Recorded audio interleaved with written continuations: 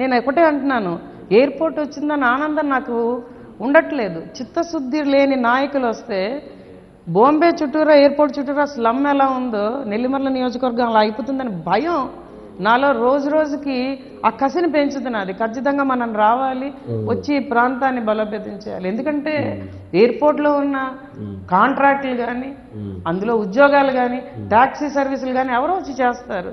ఆ చుట్టుపక్కల ప్రాంతం బాగుపడాలని కోరుకోకపోతే నాయకుడు బాగుపడదు, చాలా పాడైపోతుంది. యాక్చువల్గా చెప్పాలంటే దాని మీద ఉన్న ఫోకస్ ప్రజల మీద ఉండదు. ఇంకా ఎంతవరకు వచ్చింది భోగాపురం ఎయిర్పోర్ట్, ఎంతవరకు వచ్చిందండి? గోడేదో కట్టడానికి ప్రయత్నిస్తున్నారండి.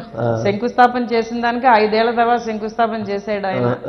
వచ్చి ఆ మైకులు పట్టుకొని జట్టీలు కట్టేస్తాను, రోడ్లు వేసిస్తాను, మీకు ఇది చేసిస్తాను, అది చేసిస్తాను, నెల్లిమర్ల నియోజకవర్గానికి ఎయిర్పోర్ట్ నేనే తీసుకొచ్చాను అన్నాడు. 2019 ఎన్నికల్లో వచ్చినప్పుడు అసలు ఈ ప్రాంతానికి ఎయిర్పోర్టే అవసరం లేదు, మీ భూములు మీకు ఇచ్చేస్తాను అన్నాడు. పేద ప్రజలందరూ నిజం అనుకున్నారు. తర్వాత పేదోళ్ళకు న్యాయం చేశాడు, డబ్బున్న వాళ్ళకు న్యాయం చేశాడు. అక్కడ కూడా మళ్ళీ స్కీమ్ తేడా వచ్చింది. చాలా అండి, మేము దాన్ని చాలా పోరాటం చేసాం. ఈ రోజు కూడా ఇంకా కోర్టుల్లో నలుగుతున్నాయి చాలా. అవును, ఆ కేసులు వివాదాలు ఇంకా కూడా నడుస్తున్నాయి. ఓకే, డబ్బున్న వాడికి 80 లక్షల నుంచి ₹1 కోటి ఇచ్చారు, పేదోడికి 29 లక్షలు ఇచ్చారు. 2 రకాలుగా వ్యత్యాసం జరిగింది. మన అనుకుంటే ఒక రేటు, మనం కాదనుకుంటే ఒక రేటు. ఆ రేట్లో తేడా వచ్చేసింది అంటారా? ప్రస్తుతం అయితే అది అట్లా ఉంది. సరే, శంకుస్థాపనతో. అలాగే ఒక 5 గ్రామాలను అక్కడి నుంచి పునరావాసం చేశారు. ఈ రోజుకి కూడా వాళ్ళు ఏడుస్తున్నారు. ఒక ఉపాధి లేదు, వాళ్ళకి ఇచ్చిన ప్యాకేజ్ సరిపోలేదు, వాళ్ళు ఇల్లు కట్టుకోవడానికి సరైన భూమి చూపించలేదు. ఈ రోజుకి కూడా వాళ్ళు బాధపడుతున్నారు. చుట్టుపక్కల మా ప్రాంతంలో ఎలా ఉంటుందంటేనండి, యాదవులు కానీ, మత్స్యకారులు కానీ, అలాగే రైతులు కానీ, అలాగే కూలీలు కానీ ఈ లోకల్లో ఉన్న వనరుల మీద డిపెండ్ అయ్యి వాళ్ళ ఉపాధిని సాగిస్తున్నారు ఎక్కువగా. ఈ రోజు ఆ వనరులు పోతున్నాయి. యాతవాళ్ళని తీసుకోండి, తాటి చెట్ల మీద బతుకుతారు వాళ్ళు. ఈ రోజు మా ప్రాంతంలో తాటి చెట్టే ఉండట్లేదు. ఇటు రియల్ ఎస్టేట్ వాళ్ళ పుణ్యమా అని, అటు ఎయిర్పోర్ట్ రావడం వల్ల జరుగుతూ ఉండదు. తాటి చెట్లన్నీ పోయాయి, కొబ్బరి చెట్లన్నీ పోయాయి. ఇంకా వాళ్ళు ఏం బతుకుతారు? అసలు రోడ్డు ఎప్పుడు కనిపిస్తే అసలు కొట్టేయటమే. సరే మాధవ్ గారు, అసలు మీరు రాజకీయంగా అడుగు పెట్టడం, అసలు ఈ ప్రయాణం చూస్తూ ఉన్నారు. అసలు మీరు రాజకీయంగా అడుగు పెట్టడానికి ఇక్కడ మీరు సంపాదించినటువంటి ఆస్తులను కాపాడుకోవటం కోసమే అని అధికార పక్షం విమర్శ, ఏమంటారు? ఖచ్చితంగా నాకు అది అవసరం లేదండి. నేను 1997లో వచ్చి ఇక్కడ భూములు కొనుక్కున్నాను. అప్పుడు కొనుక్కున్న భూములే ఇప్పటిదాకా. అప్పుడు కొనుక్కున్న భూములే రైతులు స్వచ్ఛందంగా వచ్చి ఇచ్చారు. నేను ఒకటే చెప్పాను, నేను భూ కబ్జాలు చేయలేదు, ఏ రోజు రైతుని దుఃఖపెట్టలేదు. అప్పుడు ఎంత రేటు ఉందో అంత రేటు ఇచ్చే కొనుక్కున్నాను. ఈ రోజుకి రైతు వచ్చి ఇక్కడ ₹1 ఉందమ్మా అంటే ₹1 పెట్టే కొనుక్కుంటాను, అంతేగాని వాళ్ళని కష్టపెట్టను. అది ఖచ్చితంగా చేస్తున్నాను, అది ప్రజలకే తెలుస్తుంది. మరి ఇందులో ప్రభుత్వ భూములు ఏమైనా ఆక్యుపై చేయటం లేదా ఇలాంటివి ఏమైనా జరిగినాయా? 1 సెంటు ప్రభుత్వ భూమి ఉన్నా కూడా నేను ఇచ్చేస్తాను సార్. దాని మీద నేను అక్రమ కట్టడాలు కడతాయి. ఖచ్చితంగా మాకు 1000 ఎకరాలు ఉంది అక్కడ.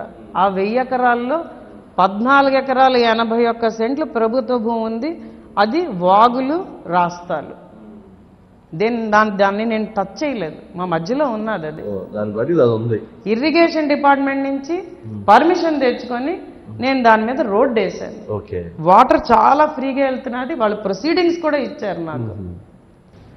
అంతేగాని మీరైతే ఎక్కడ నేనైతే ఎక్కడ అక్రమ కట్టడాలు చేయలేదండి, భూదందాలు చేయలేదండి. మీరు ఏ లేఅవుట్ తీసుకున్నా కాలువలు కలిపేసుకున్నారు, రాస్తాలు కలిపేసుకున్నారు, చెరువు గర్భాలు కలిపేసుకున్నారు. మా జిల్లాలో చాలా ప్రముఖ నాయకుడు ఒక ఆయన చెరువు గర్భంలో ఇల్లు కట్టుకున్నాడు. పేరు చెప్పచ్చు కదా, ఏముందానికి? జిల్లా పరిషత్ చైర్మన్ గారు. సరే, అదొక అంశం. అంటే మీరు రాజకీయాల్లోకి రాకముందు వరకు 97 నుంచి 2019 వరకు మీ భూమిలో ప్రభుత్వ భూమి ఉందని, కాలువలు ఉన్నాయని, కుంటలు ఉన్నాయని ఎప్పుడు రెవెన్యూ అధికారులు వచ్చింది లేదు. ఎప్పుడైతే మీరు జనసేన పార్టీలో అడుగుపెట్టారో, ఎప్పుడైతే మీరు పార్టీలో రాజకీయాలు యాక్టివ్ అయ్యారో, అప్పుడే వీళ్ళందరికీ ఇవన్నీ డాక్యుమెంట్స్ అన్ని దొరికినాయా, గుర్తొచ్చినాయా, లేకపోతే మీరే వాళ్ళకి అందజేశారా, లేకపోతే ఎవరైనా అందజేశారా, ఏంటి అసలు అది? కరెక్ట్గా చెప్పారు సార్ మీరు. నేను అదే ప్రశ్న అడిగాను. 30 సంవత్సరాలుగా నేను ఇక్కడే ఉన్నాను. నా దగ్గరికి మీరు ఉద్యోగ అవకాశాల కోసం కొన్ని వేల మందిని పంపించారు. అప్పుడు గుర్తురానిది ఇప్పుడు ఎందుకు గుర్తొచ్చింది? నేను ఎయిర్పోర్ట్ భూ నిర్వాసితుల కోసం వాళ్ళ మధ్యన నిలబడి వాళ్ళకి న్యాయం జరగాలి అని చెప్పి అక్కడ కేకలేస్తుంటే మీడియా అంతా అక్కడే ఉన్నప్పుడు 4 మండలాల ఎంఆర్ఓల్ని రెవెన్యూ సిబ్బందిని నా స్థలంలో కొలతలకు పంపించారు. అది సెకండ్ సాటర్డే. ఓ మీరు అక్కడ ఉన్నారు, ఇక్కడికి వచ్చేసారు. ఓకే, వచ్చారని చెప్తే మేము తాపీగా వచ్చాం. మాకు తెలుసు, ఎందుకంటే అందులో అన్యాయం లేదని. వచ్చారు, చూశారు. ఇక్కడ ప్రభుత్వం ఉంది, అక్కడ ప్రభుత్వం ఉంది.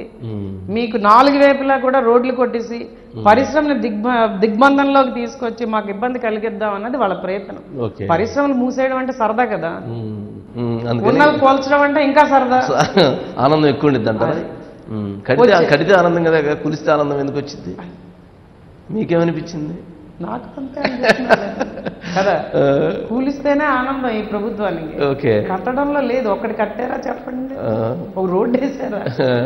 వచ్చారు, వచ్చి వారం రోజులు అటు తిరిగారు, ఇటు తిరిగారు, బోర్డులు పాతారు, అన్ని చేశారు.